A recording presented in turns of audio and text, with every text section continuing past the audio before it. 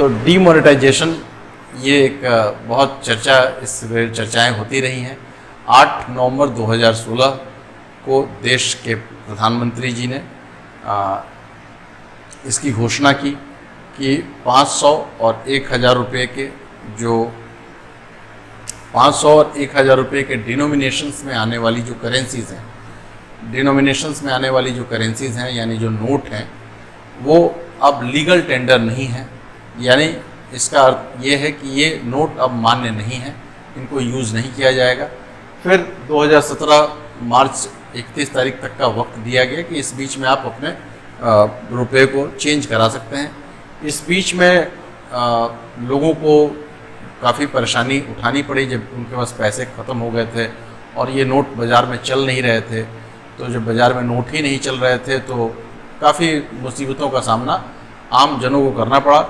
लेकिन इस डीमोनेटाइजेशन के ऑब्जेक्टिव्स क्या थे, क्यों ये डीमोनेटाइजेशन लाया गया था?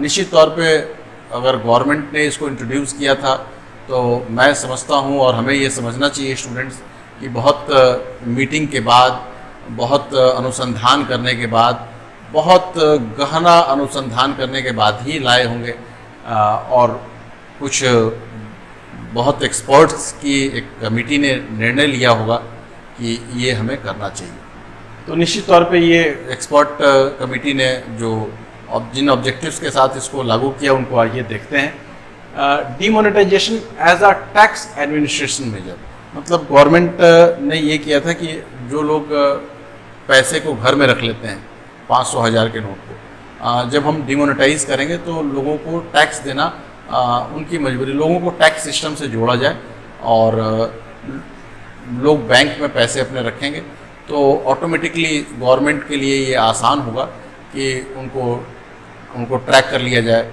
उनके आधार से उनका बैंक अकाउंट लिंक्ड है, पैन से लिंक्ड है, तो उनको ट्रैक करना बहुत इजी हो जाएगा अगर पैसा बैंकिंग सिस्टम में आ जाए तो यही बात थी कि टैक्स इवेशन को गवर्नमेंट चाहती थी कि बिल्कुल लोग टैक्स बचाएं ना, टैक्स की किसी प्रकार से कोई टैक्स देने से ना बचे। तो ये कब होगा? ये तब होगा जबकि जो सेविंग्स हैं वो फॉर्मल फाइनेंशियल सिस्टम में आएंगी। यानी सेविंग्स या तो बैंकों के थ्रू अलग अलग जगहों पे जाएं, तो फॉर्मल जो सिस्टम है म्यूचुअल फंड्स का है, स्टॉक मार्केट का है, बॉन्ड्स का है, विभिन्न तरह के रियल एस्टेट का है, तो इन सभी चीज़ों पे सरकार की नज़र होती है। चूँकि जो इनकम टैक्स डिपार्टमेंट है वो इन सभी क्षेत्रों में होने वाले लेन देन के ट्रैक रिकॉर्ड रखता है। एक ऑब्जेक्टिव ये भी था कि इकॉनमी को कैशलेस बनाया जाए, डिजिटल इकॉनमी का निर्माण हो, यानी रुपए के भौतिक फिजिकल लेन देन से बचते हुए सारे पेमेंट्स डिजिटली हों। ये व्यवस्था करने की भी सरकार की योजना थी, इस व्यवस्था को लाने की भी योजना थी।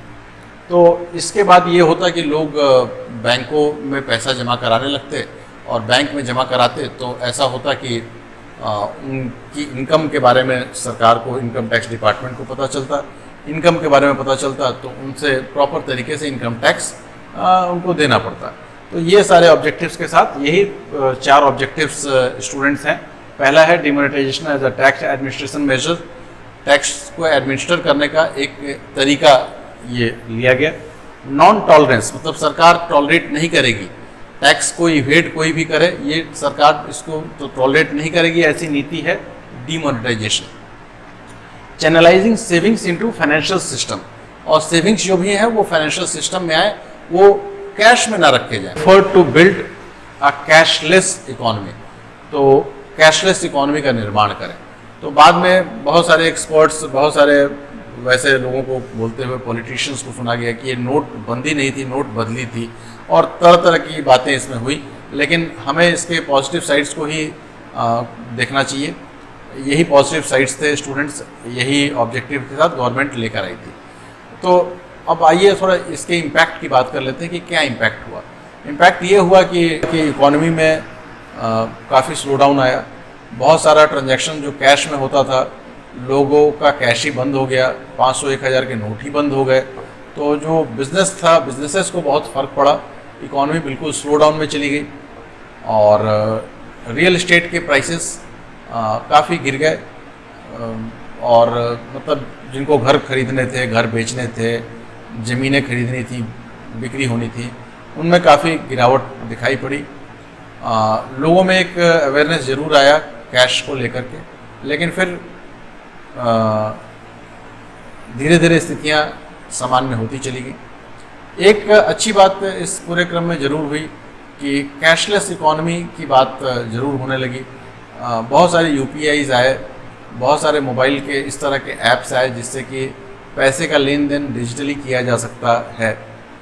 लोगों को एक आदत ज़रूर लगी जिससे कि लोगों ने कैशलेस ट्रांजैक्शंस करना शुरू किया और ये छोटे छोटे जो ट्रांजैक्शंस हैं फ़ोन पे और पेटीएम और गूगल पे, इस तरह के मोबाइल ऐप्स का प्रयोग लोगों के बीच में बढ़ना डेफिनेटली इस ऑब्जेक्टिव की पूर्ति होते हुई तो ज़रूर दिखाई पड़ी पिछले 4 वर्षों में, जबकि धीरे धीरे करके लोगों ने इसको अडॉप्ट किया। तो स्टूडेंट्स, डीमोनेटाइजेशन के बारे में ये मुख्य बातें हैं कि डीमोनेटाइजेशन में क्या किया गया।